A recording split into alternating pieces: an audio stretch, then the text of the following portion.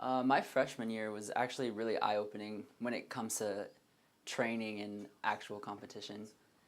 Um, uh, Being able to run with guys that have been running collegiately for well past 3 years, 3 to 4 years, it gave me a lot of motivation for the upcoming season. Um, Who were some of those influences?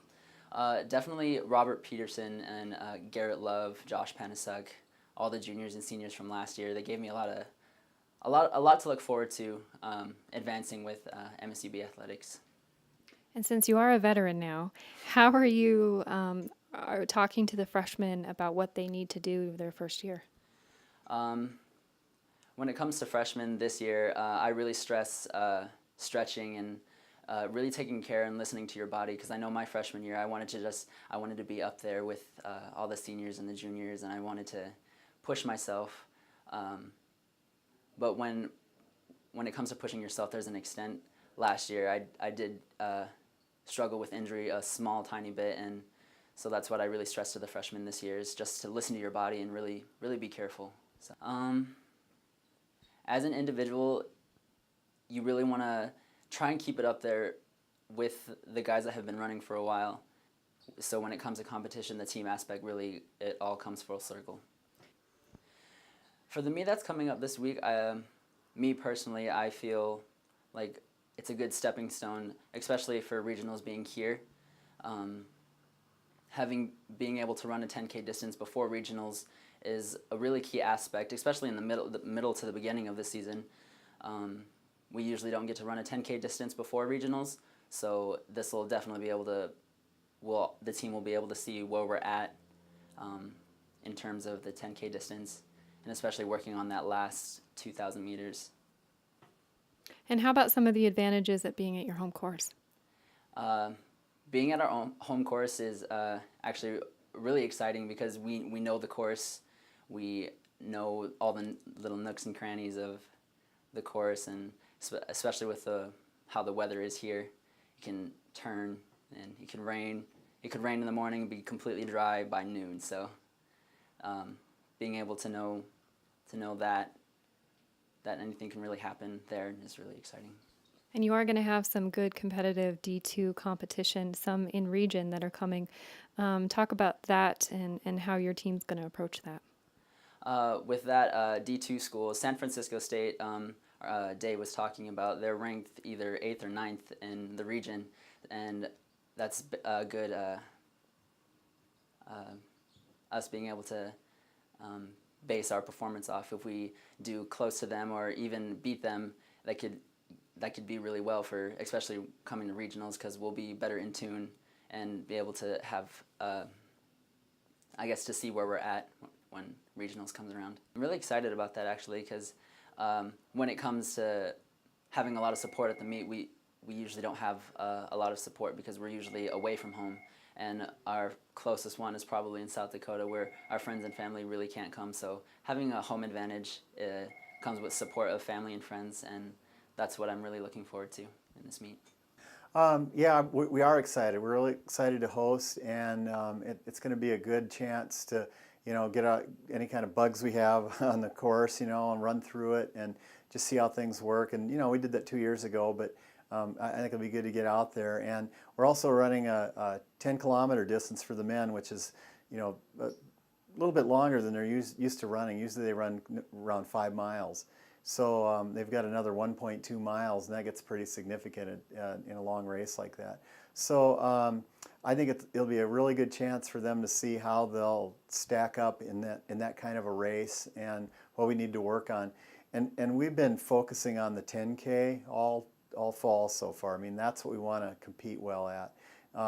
Even though our conference meet's going to be a 8-kilometer or 5 miles, we still point towards that regional meet with the 10 kilometers. So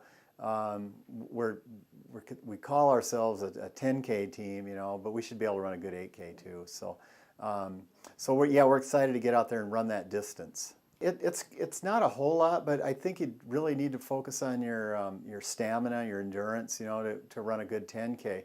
And there's a lot of good runners out there that can get through 8 kilometers or 5 miles, but that extra 1.2 miles can be pretty telling by the end of a race like that. And you can see we tend to move up quite a bit, after around 4 miles, and we've actually run better in that 10,000 at regionals than we do at, say, the 8-kilometer conference. We did last year. We moved up a spot among the GNAC teams at regionals when it went to the 10K distance. So we're putting in a lot of mileage and making sure we're able to focus that long, and they're going to be running for over 30 minutes, 32 minutes on that order, as opposed to maybe 25 or 26 minutes. So there's a lot going on out there in that extra distance.